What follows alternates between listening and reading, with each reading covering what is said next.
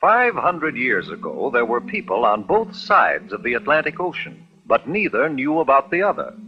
On the western side, our side, the people had reddish-brown skins and lived in huts or wigwams.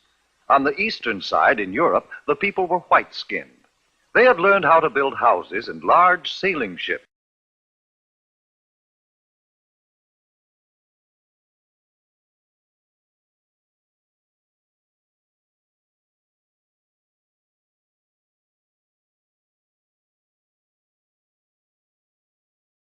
But they still didn't know much about the rest of the world.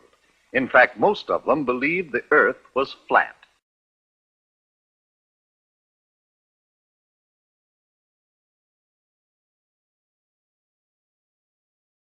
Then one day, a map maker named Christopher Columbus had an idea. Do you know what? I think the world isn't flat at all. I think it's round like a ball. Did you hear what he said? Did you hear what he said? He said that the world is round. Oh, He's crazy, man. I think the world isn't flat at all. I think it's round like a ball. The world's as flat as the brim of your hat, and that is very plain. I know that I'm right. Oh, I know that I'm right when I say that the world is round. Oh, I'm right. I'm right. My thinking is sound, and I'll prove the world's round. It won't take very long. But it did take long, 7 long years, before Columbus could convince a king or a queen to let him try out his idea.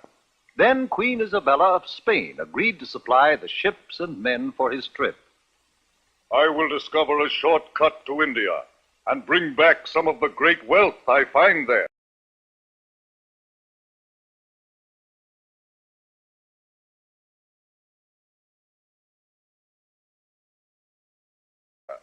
And I can do it, for I know the world is round."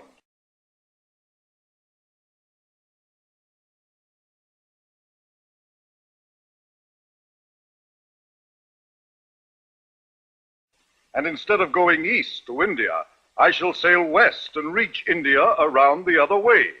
It will be a shorter and cheaper way, for I'll do it all by sea.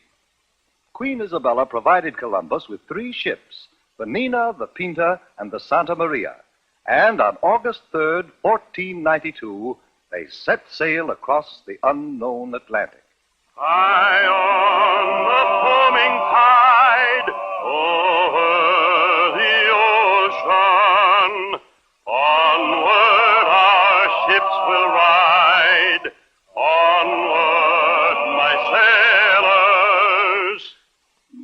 The ships sailed onward, but 2 long months after they started, there was still no sign of land ahead. Turn back, Columbus! Turn back, Columbus! We'll not turn back until we find India. Onward, men! By October 10th, the sailors and the crew were ready to take matters into their own hands. If Columbus won't do as we ask, we'll put him in chains. And we'll turn the ships around ourselves. Wait! Have you heard? One of our men has just seen a branch in the ocean. What of it? It had fresh berries on it. That means we're near land. Hooray! 2 days later, the ships reached land, and Columbus and his crew saw the people with reddish-brown skins who lived there. Oh, I think it is rather surprising that they should have reddish-brown skins. But now since we have landed in India, then these people must be Indians.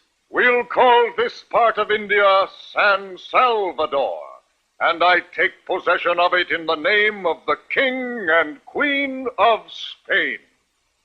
The people Columbus called Indians were very friendly, and they gave Columbus and his men many gifts, but not the rich jewels and gold for which they had come. For Columbus really wasn't in India at all. He was on one of the islands off the coast of America.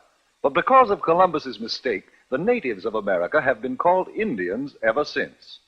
Columbus visited other islands near San Salvador, looking for the great wealth of India.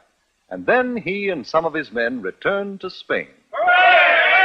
Hooray for Admiral Christopher Columbus!